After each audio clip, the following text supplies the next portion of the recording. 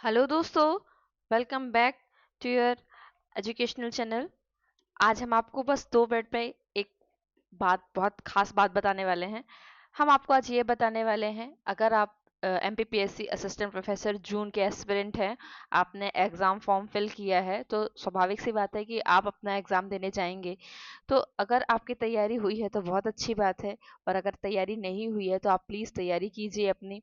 जो 2 इम्पोर्टेंट बातें आपको बताना है, वैसे तो 2 नहीं है, वैसे 4 बातें हैं आपके लिए, पर जो 2 मुख्य रूप से हैं वो ये हैं। पहली बात तो ये, अगर आप एमपीपीएससी असिस्टेंट प्रोफेसर 2025 का एग्जाम देने जा रहे हैं, तो आप सबसे पहले अपना जो सिलेबस है उसको आप बहुत अच्छे से देखिए। अपने सिलेबस में जो ऑब्वियस सी बात है 10 इकाई हर सब्जेक्ट्स में होती हैं, तो जो आपकी 10 इकाइयां हैं उनको आप बहुत अच्छे से देखें। ठीक है, इन 10 इकाइयों में आप टॉपिक्स देखिए कि आपके कौन कौन से टॉपिक्स हैं।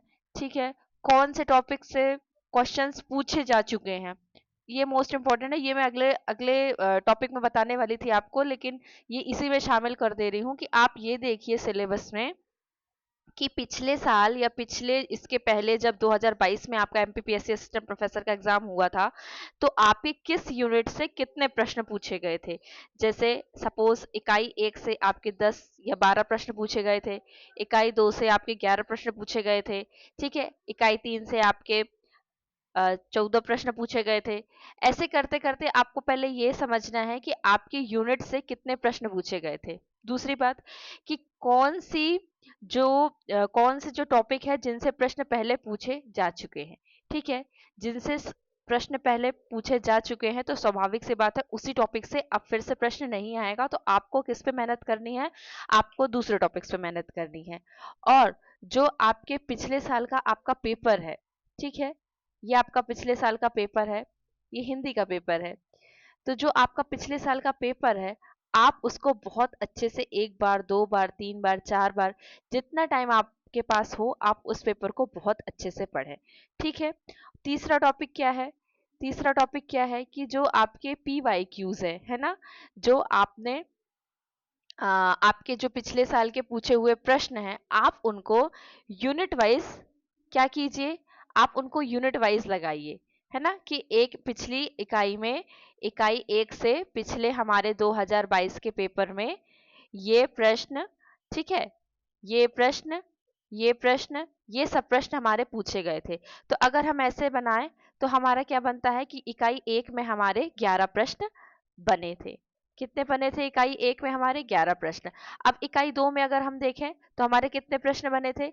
इकाई 2 में हम देखते हैं तो हमारे कितने प्रश्न बने थे? लगभग आपके 11 से 12 प्रश्न आपके इकाई 2 में बने थे।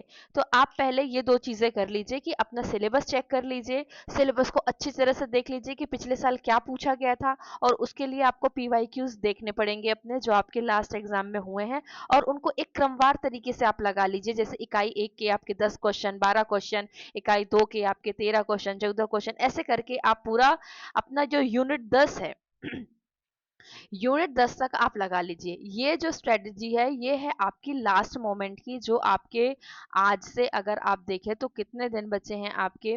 बहुत ही कम दिन बचे हैं, लगभग लगभग आपके 15 से 17 दिन बचे हुए हैं आपके एग्जाम शुरू होने के लिए। तो इन 15 दिनों में आप अपने सिलेबस को बहुत अच्छे से कर लीजिए, क्योंकि सिलेबस का नॉलेज होना आपके लिए बहुत ज़रूरी है। ठीक है, सिलेबस का नॉलेज आपको बहुत होना ज़रूरी है ज़्यादा, और उसके साथ ही पी वाई क्यू का भी नॉलेज होना ज़रूरी है। फिर आपको क्या चाहिए? फिर आपको चाहिए कि आपके जो पी वाई क्यूज है उसी से संबंधित आपको प्रश्न मिले, कि जो पिछले साल अलग अलग एग्जाम में एमपीपीएससी असिस्टेंट प्रोफेसर के अलग अलग एग्जाम में जो प्रश्न पूछे गए हैं वो आपके पास एक साथ होने चाहिए। क्योंकि अगर इस मोमेंट में आप में अभी इतनी तैयारी नहीं होगी, कि आप जिनकी तैयारी पहले नहीं हो पाई है वो अब इन 15 से 20 दिनों में अपनी तैयारी कर रहे हैं, तो वो केवल आप एमसीक्यूज लगाइए। ठीक है, और थोड़ा आपके पास समय बचता है, आप दिन में 5 से 6 घंटे देना चाहते हैं, तो आप शॉर्ट नोट्स भी एक बार देख सकते हैं। तो ये 4 चीजें आपको इन 15 दिनों में जरूर से जरूर देख लेनी है, क्योंकि इनके बिना आपका जो एग्जाम देना है वो पॉसिबल नहीं हो पाएगा। आपको ये चीजें देखनी होंगी और एक क्रमवार तरीके से देखनी होंगी। जैसे प्रत्येक यूनिट से आप एक कीजिए कि प्रत्येक यूनिट से पिछले साल जो जो प्रश्न पूछे गए थे आप उनका एक टेबल बना लीजिए। टेबल बना लेंगे तो आपको पता होगा कि अच्छा ये पूछा गया था, इस तरीके से पूछा जा सकता है, तो मुझे अब वो प्रश्नों को छोड़कर, वो टॉपिक को छोड़कर मुझे दूसरे टॉपिक पे तैयारी करनी है और मुझे दूसरे टॉपिक्स को पढ़ना है, क्योंकि सेम सेम चीजें अब दोबारा नहीं पूछी जाएंगी आपसे ना, कि एक बार जो पूछा गया है वो दोबारा आपसे नहीं पूछा जाएगा। और मान लीजिए अगर पूछा भी जाता था एक या दो क्वेश्चन, इससे ज्यादा आपसे नहीं पूछा जाएगा। लेकिन जो ये 99% है कि जो पहले पूछ चुका है वो अब नहीं पूछा जाएगा। इसलिए आपको पीवाईक्यू से कितना फायदा होगा कि आप अपने जो क्वेश्चंस की तैयारी है वो इस हिसाब से बार बार, हो सकता है अगर आपने पीवाईक्यू ना देखे हो तो बार बार उसी टॉपिक को बार बार पढ़ते जाएंगे, है ना। तो पीवाईक्यू देखने से क्या होगा, आप उन टॉपिक्स को छोड़ देंगे और आपके लिए थोड़ा सा जो वर्कलोड है वो आपके लिए आसान हो जाएगा। ठीक है, तो ऐसे जैसे मैं यहाँ पर दिखा रही हूँ अपने विषय का, ऐसे आपको आपके विषय के इकाई 10 तक के आपको जो पी वाई क्यूज है उनको एक क्रमवार तरीके से छांट छांट के अलग करना पड़ेगा, और आपको देखना पड़ेगा अच्छा ये यूनिट से ये वाला प्रश्न आया था, ये वाले यूनिट से ये वाला टॉपिक आया था, अब मैं इसको स्किप करके दूसरा जो टॉपिक है वो पढ़ता हूँ। तो ये चार चीजें हैं। एक तो है आपकी सिलेबस, ठीक है, एक है आपकी क्या, सिलेबस, दूसरा क्या है आपका, दूसरा है आपका पी वाई क्यूज, ठीक है, तीसरा क्या है आपका एमसीक्यूज, और चौथा है आपका शॉर्ट नोट्स। ठीक है, क्या है आपका शॉर्ट नोट्स। ये लास्ट मोमेंट में आपको बहुत बहुत बहुत काम आएंगे, और इसके अलावा आपके पास अभी कोई फिलहाल ऑप्शन नहीं है, क्योंकि डिटेल में पढ़ने का आपके पास कोई बिल्कुल भी अब टाइम आपके पास नहीं बचा। तो आप इन चार तरीकों से अपनी तैयारी को मजबूत कर सकते हैं, अच्छी कर सकते हैं, व्यवस्थित कर सकते हैं।